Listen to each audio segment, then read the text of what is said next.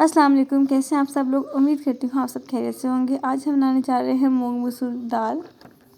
اسے آپ boiled rice اور ترکے ہوئے رائس کے ساتھ بھی ٹرائی کر سکتے ہیں۔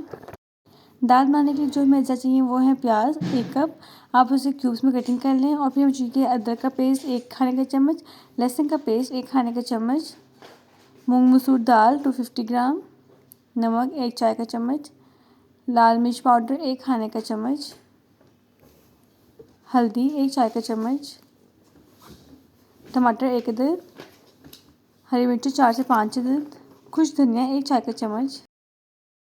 ایک پریشر کوکر میں آپ 2.5 لیٹر پانی ڈال دیں اور ساتھ اس میں ہلدی شامل کر لیں۔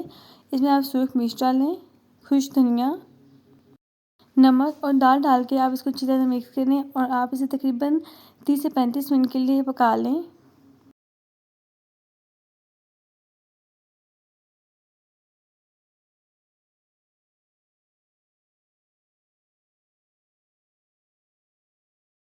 تقریباً 35 منٹ گزر چکی ہیں، دال اچھی طرح پانی میں گھل چکی ہے۔ اب آپ اس میں پیاز شامل کر کے اس کو اچھی طرح سے مکس کریں اور ساتھ اس میں ادرک شامل کر لیں۔ اسے تقریباً 10 سے 15 منٹ کے لیے پکائیں تاکہ دال تھوڑی سی گاڑھی ہو جائے۔ ساتھ ہی 1 عدد ٹماٹر کے چھوٹے کیوبس کر کے شامل کر لیں اور اس کو پکا لیں۔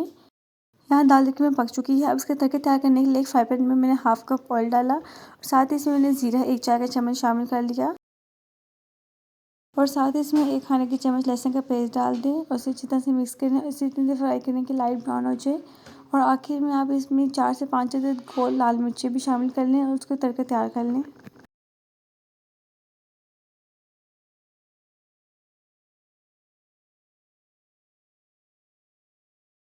تڑکا بالکل تیار ہو چکا ہے۔ اب آپ اس میں دال میں شامل کر لیں اور اینڈ پہ اس میں گرم مسالہ سپرنکل کر لیں حسب ضرورت۔